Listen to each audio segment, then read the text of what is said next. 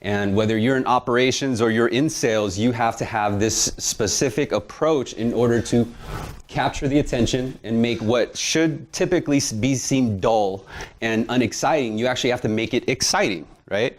Similar to how in sales right now, I'm a producing sales manager. So I hustle alongside with my team, enabling me to know what the problem is on the street. And then I share the topics on the feed.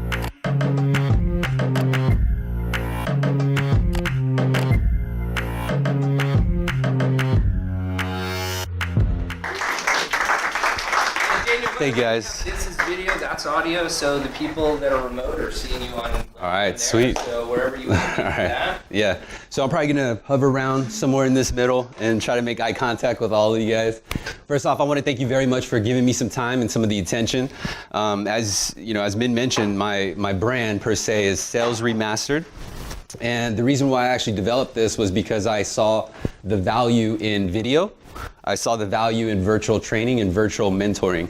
And ultimately, this is something that I eat and breathe all day, just like you guys, right? We all have an idea of sales and the grunt work and the trials, the tribulations, the objections, and all that. And so why I chose that saying, by the way, if you want to learn more about the brand, you could search hashtag Sales Remastered, or pull up all the different content on there. And ultimately what you'll find is that this grew more into a brand that actually allowed me to help loan officers all across the country, some even here. And so they found me by doing something which particularly was done on social media. And somehow I came across their feed, and now I'm on their feed.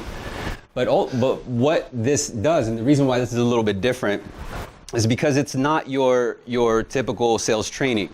And the reason why I bring that up is because I'm tried and true. I'm a born salesman. I love sales. I love the science about sales.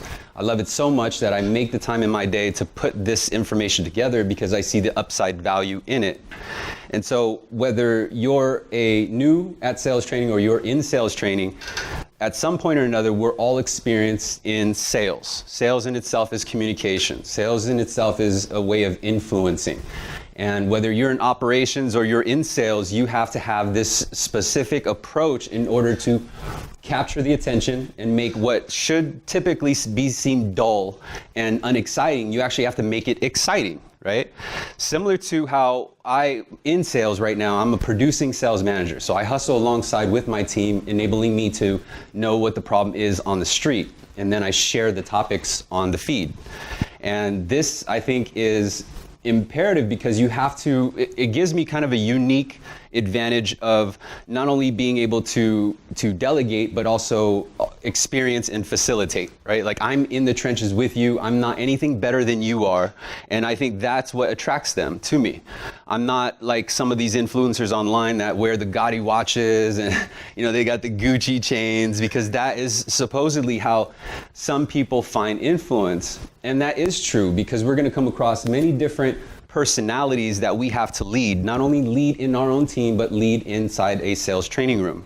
And I think that the number one is me now dabbling in this field as a sales trainer per se. I now have a higher respect for sales trainers, because you have this challenge of taking information that you would think people would want.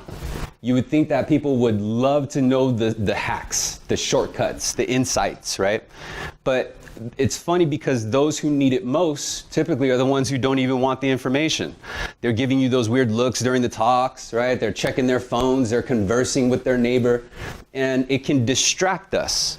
But until we realize that we're actually the one who determines how the rest of the engagement happens with the entire crowd, not just that one individual, meaning that if one person kind of throws you off, whether it's a question or they yawn, like that messes with me. Like, bro, are you serious? I'm telling you the secrets right now and you just yawn, right? This information is going to help boost your income. What the hell are you here for? Right? This is how we think. And so what happens is, naturally, we kind of build this resentment towards specific LOs, right? Like, that one LO, the LO that just keeps looking at their watch, or always on their phone. And it's just because it's common courtesy. But what happens, though, is that now affects us in our delivery for the rest of the crowd, those who are really into what we have to give them. truth be told, that there are a lot of individuals who really like learning. You know, this is a new generation. But then it depends on the different personalities, right? The different age brackets, the different dynamics of what they're experiencing. And so there is a system that I believe we can maybe learn from the way that some of the content is being pushed out onto the channel. Now, I want to warn you, though, that this content is not, you know, it's definitely PG-13. You know, I drop a curse word here and there. But what you will notice is that you will feel the passion. You'll feel the excitement behind it. And there's something about that captures them. And what Min asked me to do is just share my experience on how to turn something that typically will meet resistance and make it interesting. Make it to a point where they'll want to show up. They'll want to be on time. They'll actually want to listen. And so what I found in going through my research is it's very similar to selling, right? It's just like selling, where it's like cold calling almost. We have to sell the idea of doing something to someone who probably doesn't want to do that one thing. And so now we're selling training. And of course, loan officers can figure out 101 other things, like go chase Mr. Patel or go chase Mr. Smith, or, you know, leave 900 more messages to this other client and opt to exchange that for knowledge. Right? And so this becomes very frustrating for us as facilitators, especially if we don't necessarily have credibility, right? We're brand new to the sport. And I found that challenge out because I'm brand new to the social media world, or information marketing is what they call it. And I don't have credentials. I don't have $1 million boat. I don't have $1 million house. But what I do have is passion. And what they will sync with is your passion, your need, your actual desire to want to help them.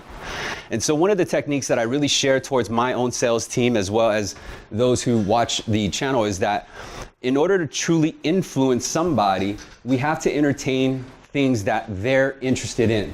Does that make sense? So even if I had one agent who was seasoned versus one agent who has absolutely no idea what they're doing, I'm going to find a common ground for them both. And what I found that the common ground is time. They value their time. Everyone wants to know a shortcut, and we have that information. We actually have that shortcut per se. So if you ever had, like, you know, maybe you moved to a different area, or you moved to a different location, or you went to a different spot and they're like, hey, I got a shortcut. Usually that piques your interest, right? But why?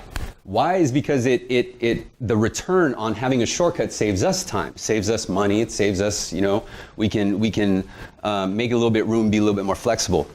But the idea is that you're piquing their interest, right? And so, like, when you look at the content on Sales Remastered on YouTube per se, the topic lines are actually questions that I believe will attract. I believe that people will search for in the search engine. Very similar, we could do this here now by communicating with sales managers and saying, hey, what's the common problem that you're facing right now? You know, like, I'm looking at your KPIs and it looks like you're having a lot of issues with turning credit pulls to locks. Right? I noticed this is common ground for these agents. Are you aware of this? What are you doing to coach them? And the sales manager should be enlightened, because number one, you did some work that they didn't have to do. You pointed out a flaw inside their system, and they should be appreciative of you, in which now you have a piece of data that's more relevant. Not necessarily more relevant, because I'm sure you have your own specific topics that you come up with and you put together. But think about it, when the loan officers or the salesmen get this notice, or even operations, right? When they get this notice, there's a trigger that goes on in their mind. And it's the trigger of how they would normally react whenever training is in session. Fortunately, we have a crowd that loves training. So we already know who those are. Those are the ones who are most engaging. They're looking at you, they're nodding, they're taking notes, right? You don't need to worry about them. What we need to worry about are the ones who don't, the ones who are outright disrespectful, the ones who just clearly did not listen. And so I invite you to take the challenge of actually trying to make a connection with them, instead of looking at them as an enemy or as an opponent, right? Like, I hate this guy. You know, don't actually look at it like, okay, this is a challenge. I am a salesman. I'm a facilitator. I have information that you should deem as valuable. I have information that's going to make your job easier, and it's going to help you increase your pay. If that's not motivating enough to you, I don't know what it is. Right? But where we come in for the topic, going back to the point of a topic, I get right down to the pain. And so if you're a loan officer and you're just kind of looking at the videos that I have, the topics range from how to cold call, or I got an entire week about how to get over objections. I got an entire week of how to, about mindset. And it's certain things and certain hacks that peak out to certain people, but it's not gonna peak out to every single one. And I know this because of the view count.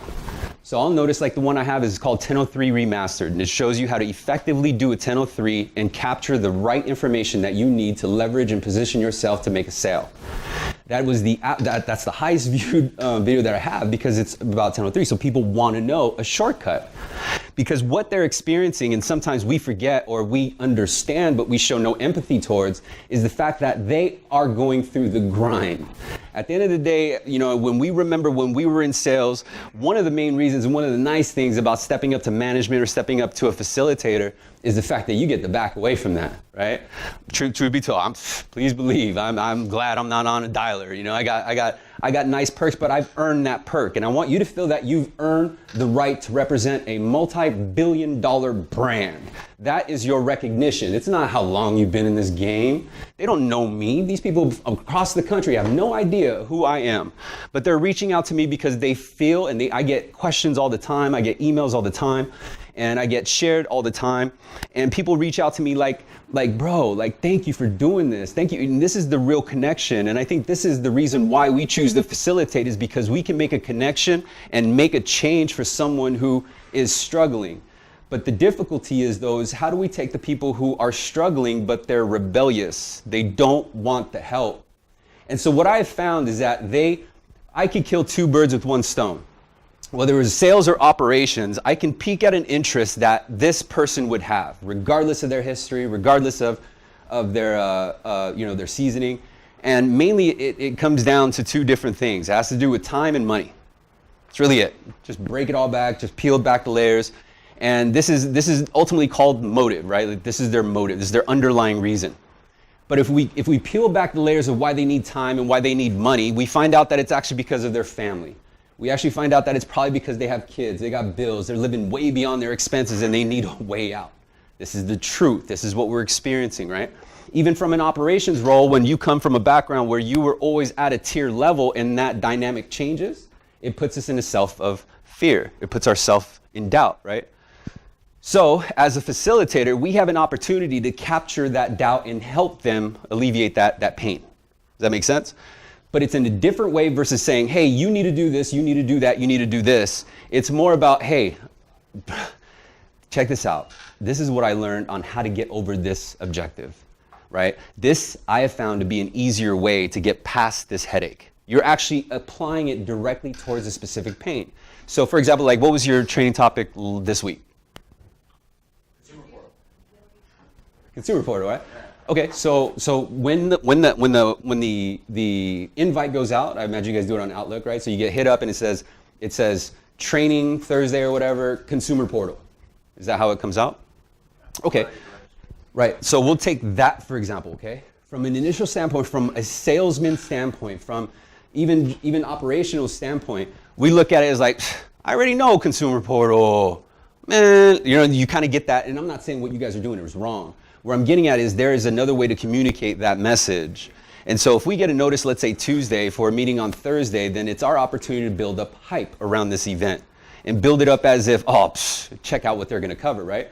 So instead of saying consumer portal, the ultimate underlying reason as to the point of that meeting was what? Just lead management? User interface and how to use it effectively. Yeah. Okay, so ultimately, if they use it effectively, the upside for the loan officer or the loan processor, right, is effective lead management, right? So I'm going to apply it towards sales because that's my sandbox. Operation roles, I know that there are loan processor managers and loan processor trainings in this meeting. So you can maybe use your creativity to apply it in the same way, but you're going to notice that all I'm going to do is apply it to an emotion. And so if they said that we need to train on consumer portal, ultimately, the underlying reason is so that they can properly manage leads. They can properly farm their leads and ensure that they're not wasting time down a path that's going to end with no funding, right? It's going to show you a shortcut so you can quickly divert away from a path that you should not be going down. How we've known that this works is because we back a multi-billion-dollar foundation. We're not the one, we are the one. Does that make sense? You come out like that. Like that's, like, are you aware who, you know what I mean? Like, are you serious? You're in this room right now. You earn to be in this room. It's not a matter of like, hey guys, all right, so here's the topic. So consumer portal, right? We go right into it. But sometimes we don't actually butter it up, kind of like sales, right? So when we think back when we're in sales, a lot of it is the same thing. We know that they're probably not going to want to talk about sensitive information, like their checking account or their income or their social security number, right? So what do? We got to butter it up. We make it to the point where they need to give us that information so that they get the result that they want. Make sense? So if we came in and we said, instead of saying, hey, this is a meeting about consumer portal, or even if it did, right? Let's just say that's a strict rule and it just says consumer portal. We could start the engagement in saying, guys, today what we're going to learn is actually how to properly manage your leads and help you avoid wasting time chasing wood. Why this is going to help you is because the longer you chase wood, the longer that you're missing out on opportunities of the leads that should be in front of you. If you believe that making connections and actually creating a sale from that is what delivers what you want, which is the cash flow, the higher fundings, the higher units, it's taking actions that such and such is doing. And this is where you're referencing top producers. The top producers that have the street cred, right? And this now applies it to something that they can relate to. This is beyond you. Now it's not coming from me. It's saying, hey, I've studied this guy's KPI. Do you want to know his secret? I'm going to let you know his secret. I'll see you in Thursday's meeting. Right? Now it's like, oh, shit, I want to know the secret. And that's just really piquing in someone's curiosity. Right? And so every beginning of the video, what I do is I ask a question, you know, like objection week 1. You know, it's like, I don't want to pull my credit. Is that affecting you? All right. And this is something that they relate to. They're like, yeah, that is fucking affecting me right now. You know, you kind of feel it.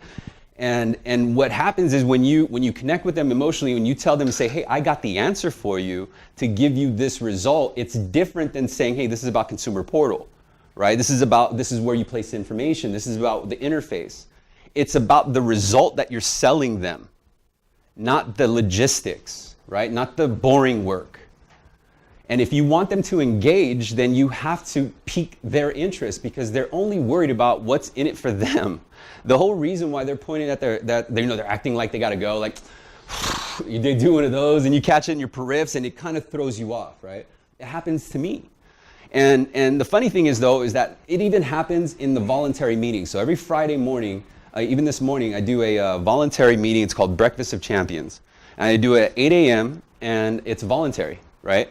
So you know, we're nationwide as well. And I'm proud to say that because it's voluntary, there's still a lot of participants. Typically, it's the newer crowd. It's the newer generation. It's the junior LOs, right?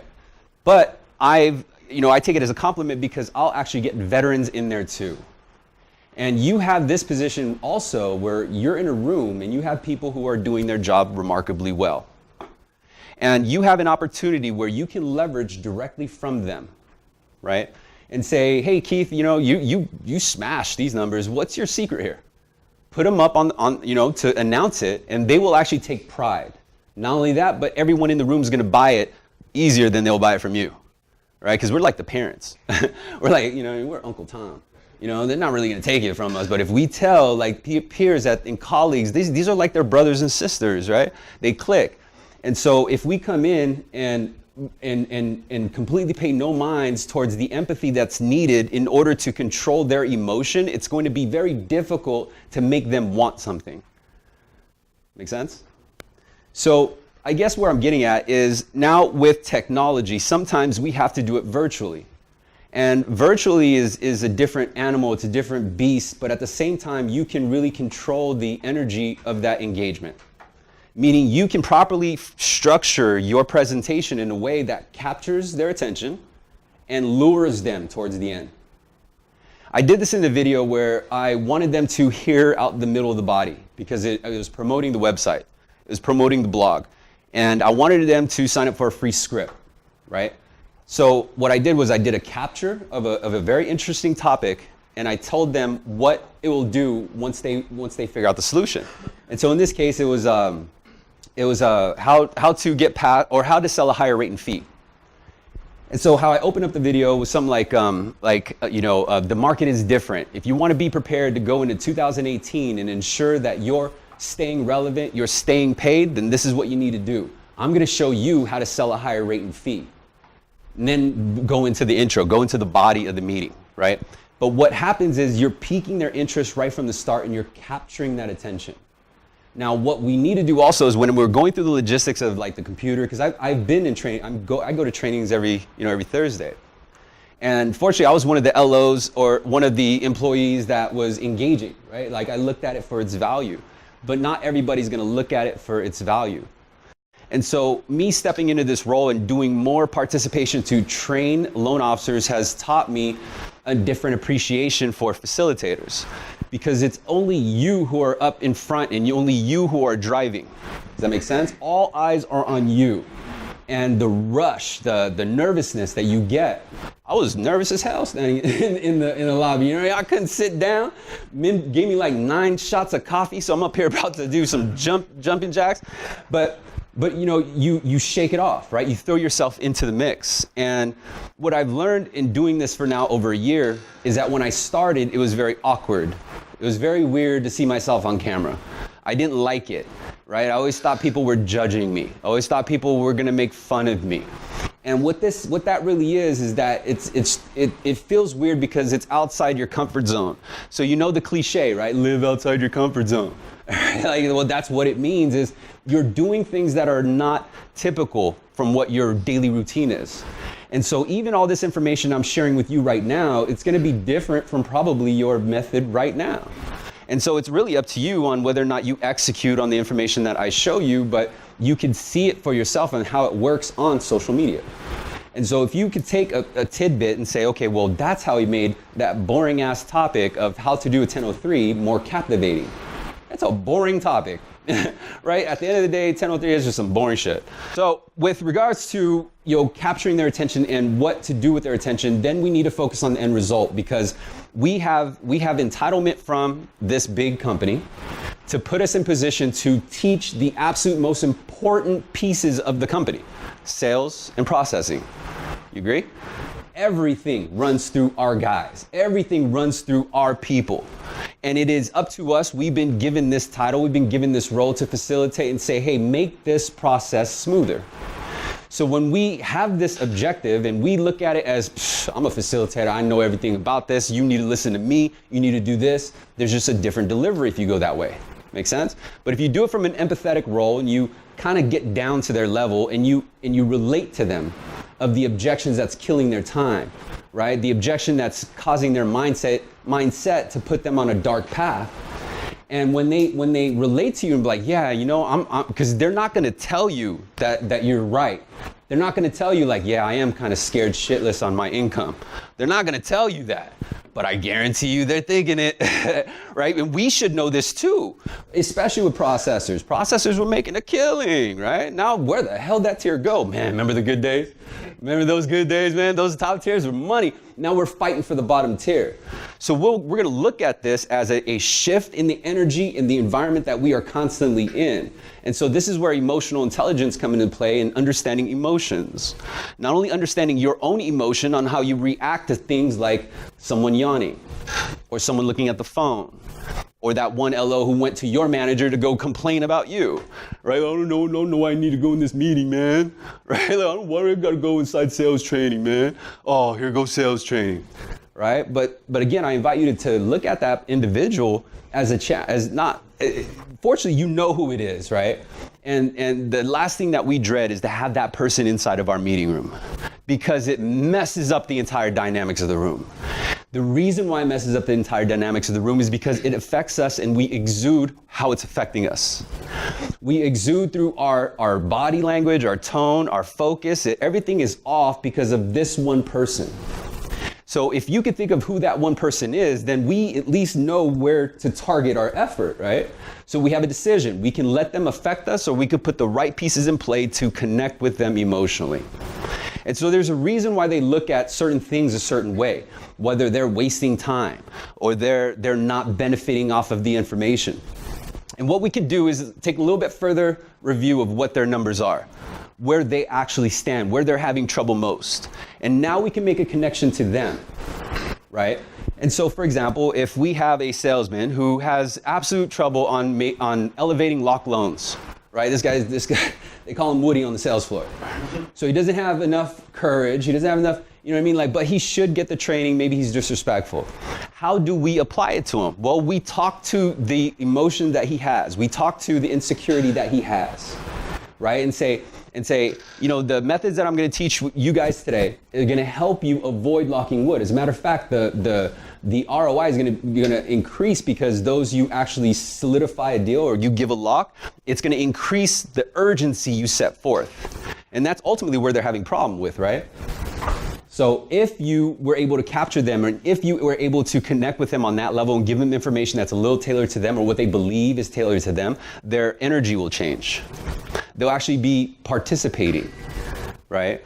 Where they don't participate or where they lose interest is they think that it's just boring information, right? But sometimes we don't tell them why this is important because we have our own objective in hand. We're late for a meeting. You know, we got to get out of here. You know, you guys are yawning, shit, I got to hurry up. And so this is what's going to throw us off, right? Like people looking at their watches and you feel like you got to hurry up and it throws you off. Get your point across, right? You got one objective and it's to ensure that they walk out of that room with the tools that they need to better your engine. Your engine could be sales, your engine could be processing, but you have this unique advantage of you are the voice of the solution, right? You are the one who has the answers. But here's the thing, not everyone's gonna want the answers, right? Unless you fine tune it to them. And so me being brand new, getting into this chair, getting into this seat, now I'm getting people, loan officers from all across the way wanting to do like FaceTime or wanting to do like training meetings inside the company, and it's put me in a different position because I'm now leading other people's teams. I don't get paid on them, right? So at the end of the day, I could be like, this is only for my guys. But what it's enabled me to do is do something that is probably the absolute strongest skill that we all will have, in its leadership, right? It's speaking in public. It's putting yourself out there and exposed to help multiple people at a time. And you, again, have been granted that position. You've been given that title to say, hey, we trust you and your skills and your work ethic to do this role. But when that role or that title put upon you seems like a big feat, like, oh man, I don't have no credibility. I've barely been doing this, right? How am I gonna teach these people if they already know that I'm brand new to this? And everything that I've explained to you right now about who you represent, the brand you wear, you were appointed by them to do this role. So don't think that you don't earn it. You do earn it, right? Whether you're a processor, sales, you're a loan processor, manager, you had a system that you worked and you sold your way to this position. You sold your way to a position of a trainer, a manager, a facilitator, a leader. And ultimately what you're doing now is just selling it in a way that you're now, instead of your prospects, they're your LOs. Right? But how did you sell your prospects? You sold your prospects by hitting on notes that you knew connected with them emotionally. Right? It wasn't about rate and fees. It was about why you're in a deficit and a surplus. The real reason why you're reacting or why you're doing this is not the rate. It's a matter of helping you fill a hole, fill a void. And so, but how does it come out on the context? On the context, it's like, okay, well, can you beat my 3% rate? If you can't beat it, then, you know, I don't even want to give you my last name.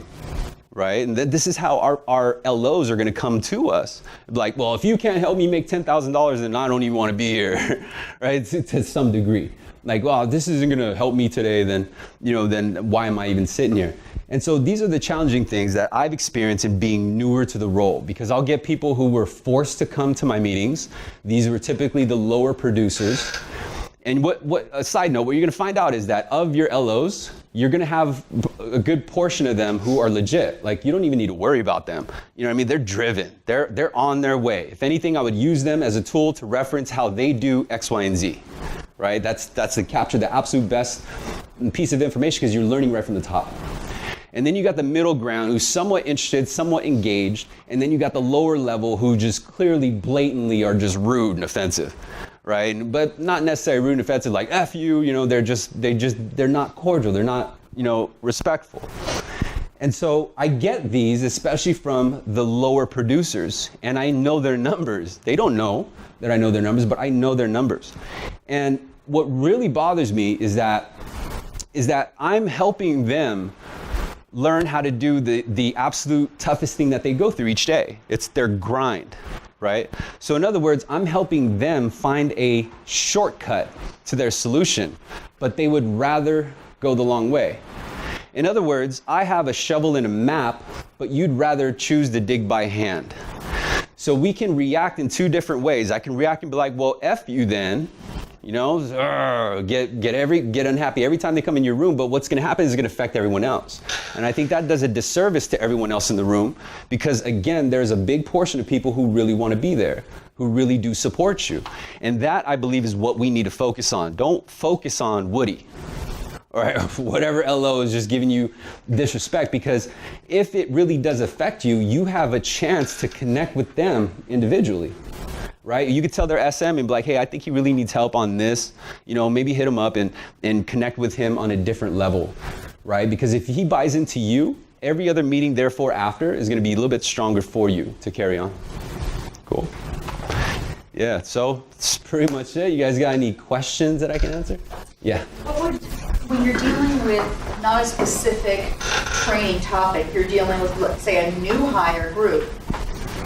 And so they have, you don't know what their deficits are. Sure. You understand a rhythm, you know, you understand the what's in it for me. Like, I'm going to talk to you about time being, you know, something of value. I'm going to talk about, you know, how to do X, Y, or Z. I'm going to engage with you. But when you have the person in the class who's distracting you and everyone else, how would you recommend dealing with that?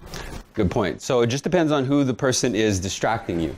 So if the person distracting you genuinely needs the training, because it's going to be different, right? So in your case, you're dealing with a room full of newer people who have no idea what they're about to step into. This is a different vibe. It's a different energy, right? It's because they're young and dumb, right? Just kind of nicely put, it's just you haven't experienced it yet, but we have. So we know what's to come ahead. But what we do understand is that we are going to react certain ways where we probably feel like they're not paying attention to us. But we have to take a step back and say, maybe he doesn't mean it unless he's a repeat offender, right? Maybe he really is off, dude. You know, give the dude some slack. Maybe something really is affecting him in his life. Visit him after or shoot him over a message and say, hey man, I noticed you weren't there. Are you okay? Versus saying, hey, why don't you listen to this meeting? You approach him in a different way, right? And if he tells you, he's like, oh no, I'm okay, someone's on me, okay, cool. Well, let me know if I can help you, because the information in this training is gonna be very helpful, right? And then connect with them directly rather than call them out in front of the class. Now, on the flip side of that, let's just say if you're in a meeting and one's like yawning or checking his phone, I'd call him out, all right? Just put him on blast and be like, Jason, what's your thoughts on that? Right? Just right away, just stop the training. And then when he stumbles, he says, yeah, okay, appreciate it. Here, what he meant to say is, and then give, the answer. And sometimes when you do that, when they get bit, they don't want to get called on, right? If anything, they're just they're throwing a fit. And so for the parents in the room, I'm a parent, I got 3 kids, and we understand that sometimes our kids are just they're gonna mope, right? It just is what it is. But we do not let that affect us, right? We don't give in just because our kids suck their teeth, because we know what's good for them, but we communicate with them in a different way, right? We communicate with them in a supportive way where they're emotionally tied to delivering for you. And if you can connect with your staff or your LOs in a way where you're the guy with all the secrets, right? And this is where you can actually create a little brand for yourself. You can create a brand where you shoot out maybe to a team and say, hey, shout out to Tim. He just went over this technique that we learned in this last meeting, and this is what he got back from it. Shout out, Tim, blah, blah, blah, right? It's a reinforcement of the lesson. And so when they see their colleagues going through it, then it's a little bit easier for them to adapt to it. But what I've found is that typically for those who are disrespectful, because as a sales manager, one of the most fundamental things that I've learned is that not everyone's going to be like us, right? Not everyone's going to be as motivated or driven like us. And where we sink down to a level where we get deflated or demotivated is when we want to change someone who doesn't want to change. Make sense? And so, but we have to kind of draw a line in the sand and say, hey, I get it, bro. You don't want to change. I get it, but do me one solid. don't yawn, don't converse, because you're distracting everybody else. Pull them aside and say that if they're a repeat offender, right? Because what happens if they do it again, then you get to send their SM. Like, dude, I don't even want this guy in my training, messing up my vibe, right? And we warrant that, because we have to teach these guys how to stay in the lane. We got to teach them where the boundaries are. They're going to keep messing up, and then we're going to keep going over the same exact topic and subject. Make sense? Does that answer your question? Yeah, it does. Thank you very much. You're welcome. And that's what we'll run into sometimes with the seasoned banker who's truly seasoned and a hitter, ex-quitter, what have you, that seems to have it all figured out. Yep. That's when they're not learning. Yep. I had a guy in class once, literally not just yawn, but like go, ooh! I'm like, and I couldn't help it. I looked at him, and everyone looked at him, and I go, really?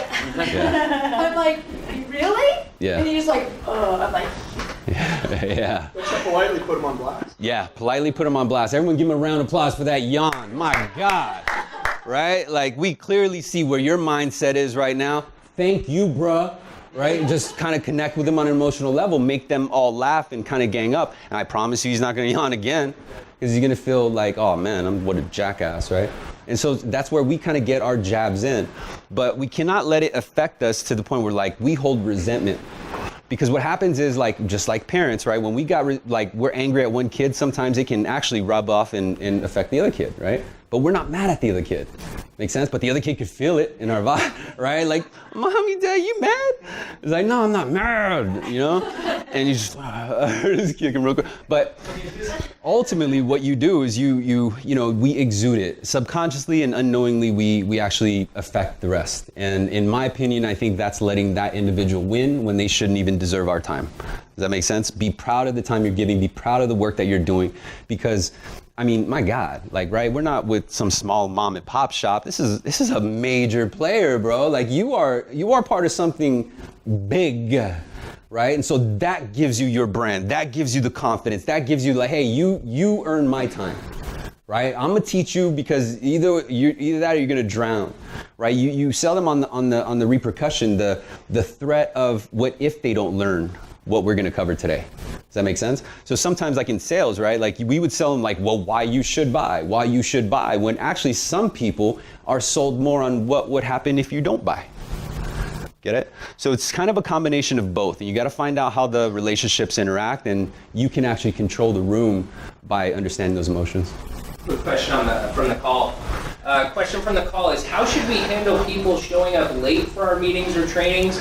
Should we ignore them? Should we call them out? Should we restart the training? What's the best way in your experience to handle people like that? Lock the door. Yeah. Okay. Lock the door. They have absolutely no right to participate in your gift giving. Does that make sense? Because the second you let them in, the second you're giving them control. They kind of threw you off. You feel like now one person is lost and everyone just saw this DB step in a room 10 minutes later. Like, bro, where were you at? Right? And I know your numbers. Clearly you weren't working. Thumbs up.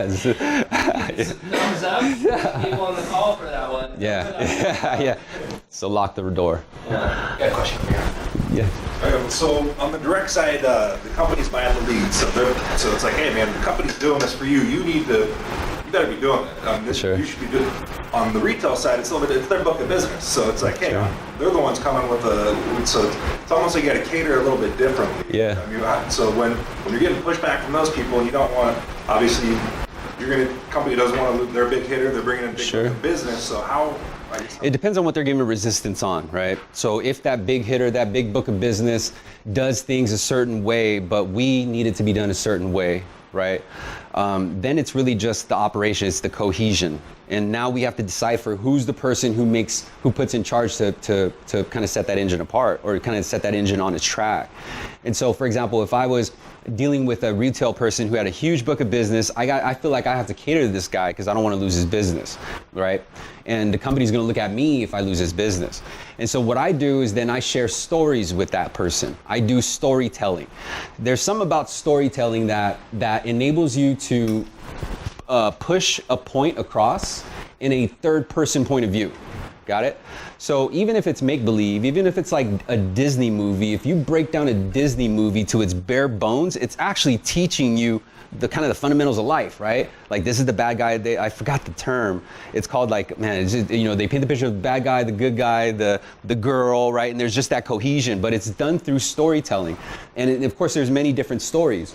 And so if I was dealing with someone who had this huge book of business and they're the big shot in town, right? I'm gonna share with them that, hey, with someone of your portfolio, your size of business, what I have found work with our dominant portfolio is I'm gonna tell you how to do it, right? I'm gonna tell you how to expand your business. Not only that, but I'm gonna ensure that your book of business stays with you. But this is only way you're gonna be able to do it here, right? You have a choice, you can go about it your way, but you're gonna meet more friction, right? You're playing to a different beat. And if you want to sync to the right beat to where your business is automated, then you need to catch on to this particular rhythm, in essence, right? Switch up the words a little bit. So you're operating at this little frequency, but we're more like this, right? So we're just on a completely different level. You got to make it work. You got to make it blend. And so sometimes that requires that you find a happy medium. But really, all it is you're making them believe they're getting the upper hand. Right? Say, okay, I got it. So if I could do this, then you're gonna be able to do this, right? Okay, cool. All right, let me go ahead and iron this out. And what happens is when they go upon that given path that you're giving to them, you say, hey, you know what? Don't let them, until they bring it up. Say, hey, did you ever check on that one thing? Oh, yeah.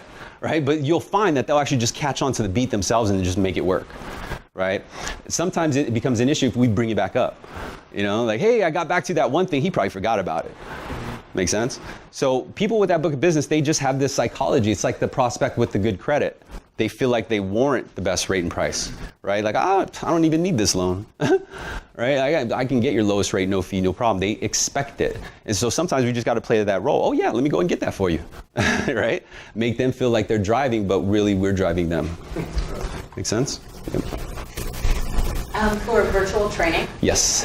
What are some things that you recommend as must-haves for having a good presence on video? Yes, good question. And if I just expand on that question, because I think that's what you do really well in your content that you have. Yeah. I know you guys didn't have a chance to spend too much time on Daniel's videos that I sent you, but when you do have a chance to speak to him, he frames his trainings so much that he's really talking to a black hole, right? Virtual training. These are recorded sessions that Daniel does, so when I'm watching them, I want to hear more of Daniel. I want to sit there and listen, and his videos are long. Sometimes my wife is like, what are you doing on your phone? There's a diaper over here you need to change. I'm sorry. And it's Daniel. I wish it was someone prettier. No, the reality is that when you have a virtual environment like Stephanie's talking about, it is very hard to keep yourself in line with Daniel as well. So Daniel, share that. Yeah, absolutely. So understand one thing is that when it's virtual, it's going to be played over and over and over again, right? And so this becomes now it's you. You're just having multiple meetings at the same exact time.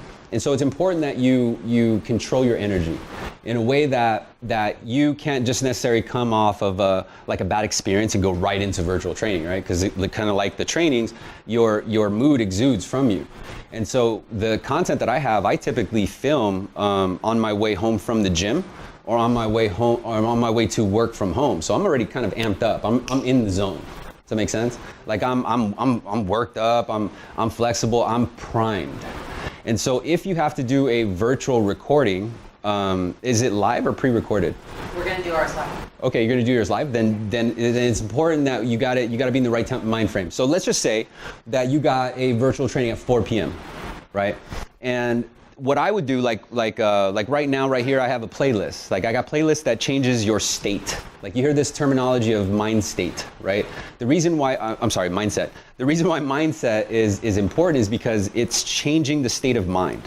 And so I have this, I got rap songs. I listen to rap shit. It's just raunchiest rap sometimes, but sometimes it's got that beat though, right? It's just like, all right, cool. So, but it puts me in my zone. It could be Metallica, it could be R&B or whatever, but that's just me. So each of us are different.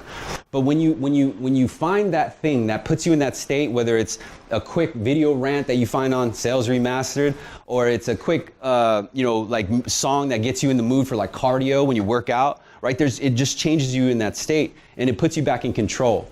Not only that, but right before you step in, you need to tell yourself that you own that fucking room. At the end of the day, right before I walked in here, I was nervous as hell, boy, right? But right when I walked in, game on. I run this fucking room, right? Like you almost feel like that, and I apologize for the F-bombs, but you gotta be passionate about that, right? Because if you come in there kind of like, hey guys, all right, so, yeah, so this is what we're gonna do. You know, there's no emotion, right? You're not controlling the room. And so if I walked up in here and I said, hey guys, what I'm gonna show you guys today is gonna be how to create the energy in your engagement. Oh man, imagine this. Imagine where LOs are on time, they're participating, they don't yawn, they never even pick up their phone. Talk to who? You're the only one they're watching. I'm gonna show you how to get there. Right? Just completely different dynamic. I controlled the room. But maybe that's not you. Maybe you're like, hey, D man, I'm a little bit more reserved, right? You could still do it, but in a little bit more professional manner. So if I was more reserved and I'm not kind of the outbursty type, I'm say, I'm gonna build up a story. Remember, stories sell, right? And I build up a story about how we, of course, have access to not only the absolute best salesmen in the world, but we understand the logistics. We've broken it down to a science. This is a formula. It is in our best interest to create a formula and share it with you so you can automate your production. So imagine if you can just say hello, do your app, sell them, and pass the baton. That's what I hope to share with you today, is how you can get there. So you're not putting out fires, you're not reselling your deal, you're not explaining extensions, you're not reselling extensions, you're not getting, now you're hitting all the buttons that everyone would want, right? But I'm not doing it as flashy. I'm just telling them what they are already experiencing now, and I'm alluding to the fact that now you're gonna have the answer. Got it? Whereas most trainings start right now, we don't give a hint of what solution we're giving. Right? We don't give a hint of what pain they're getting because we have our own view. As a facilitator, we believe we should demand that view. Like, this is how it's done. Right? But when you connect with them a little bit more, like, hey, are you going through this? Is this really bothering you? If it is, since I understand the numbers, I'm going to show you what these top guys do and start name dropping. Right? Top producers, people that get the, oh, now you just made that content that much more valuable. I'm gonna pique interest into it. It's like when you have a friend, right? And they be like, hey, dude, hey, guess what I found out? Right? It's like the what? Right? Like right? This is why TMZ, reality TV, this is why gossip is so hot, because it's just inside information, right? And that's actually one of the best sales skills that you can teach, is just bringing values. Like, hey man, I got some inside information. It's the whole reason why the channel's doing great, is because it's inside information. It's information that helps them solve a particular goal. But if I opened up every video and be like sales training, then they're just gonna see sales training. They're gonna think like, oh fuck, sales training. Right? Because we're wired to think training is hard, whether physical training or like sales training. We just look at training as a grind. Yeah, make sense? So I know that was a little long answer, but does that answer the question? All right, cool, yeah. Any other questions, guys? Anyone out there in the branches? Any questions on the phone? I want to thank Daniel for spending his time today, and he totally did not have to come out and do this for me and for us guys, so really appreciate it. You probably do him a favor by going on and following Sales Remastered. Me too. Yeah, thank you guys, appreciate it. Thanks. Yeah, absolutely. And one quick heads up, because I do get pretty raunchy on these videos, and I will literally say the things to LOs that you wish you could say. And I hope you use that as an extension. You haven't met me then. Okay, yeah. So, you know what I mean? But then there's some LOs that really needs information. So I invite you to share the link with them, put them on the feed. All it is information. It's gonna help you. If they pick up, oh yeah, I learned this on the video, then you're getting people excited about that topic that used to be dull. Another Nick No Banger.